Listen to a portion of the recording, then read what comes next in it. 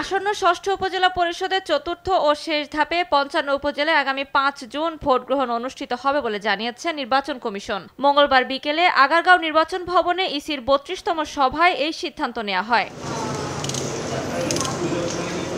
সভা শেষে ইসি সচিব জাহাঙ্গীর আলম বলেন, আগামী ৫ জুন দেশের ৫৪ উপজেলায় চতুর্থ ধাপের ভোট গ্রহণ হবে। এর সঙ্গে নওগাঁ জেলার মহাদেবপুর উপজেলার প্রার্থীর মৃত্যুতে স্থগিত হওয়া ভোটও এ ধাপে অনুষ্ঠিত হবে।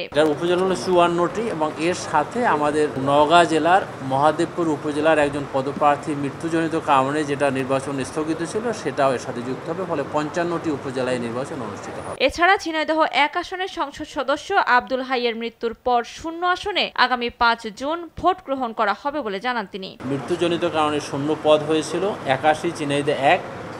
এটা নির্বাচনের তারিখ আমরা এই চতুর্থ ধাপের সাথে মিলিয়ে রেখেছি। ৫ জুন তারিখে নির্বাচন অনুষ্ঠিত হবে। এর আগে উপজেলা নির্বাচনকে ঘিরে কমিশনের আইন শৃঙ্খলা বিষয়ক আন্তঃমন্ত্রণালয় বৈঠক নির্বাচন কমিশনে অনুষ্ঠিত হয়। সকালে স্বরাষ্ট্র, স্থানীয় সরকার, পল্লী উন্নয়ন ও সমবায় মন্ত্রণালয় সহ বিভিন্ন বিভাগের কর্মকর্তারা বৈঠকে অংশ নেন। পরে ইসি সচিব জানান, এবার অন্যান্য বারের চেয়ে আইন শৃঙ্খলা বাহিনীর সদস্য বেশি মোতায়েন করা হবে। যে পরিমাণ আইন শৃঙ্খলা রক্ষাকারী বাহিনীর সদস্যদেরকে মোতায়েন করে থাকি, এই নির্বাচনে তার চাইতে একটু অধিক সংখ্যক সদস্য মোতায়েন করার প্রচেষ্টা গ্রহণ করা হবে। তারা ওখানেই ধাপে ধাপে দায়িত্ব পালন করবে। তবে যৌথ বাহিনীর অভিযানের কারণে বান্দরবানের থানচি, রোয়াংছড়ি ও রুমা উপজেলার ভোট গ্রহণ স্থগিতের সিদ্ধান্ত হয়। বাহিনীর সময়ের যৌথ অপারেশন চলমান রয়েছে, তাই এই অপারেশন চলমান থাকায় গোয়েন্দা সংস্থা সমূহের সুপারিশের ভিত্তিতে নির্বাচন কমিশন এই ৩টি উপজেলা নির্বাচন পরবর্তীতে অনুষ্ঠান করবেন মর্মে সিদ্ধান্ত গৃহীত হয়েছে।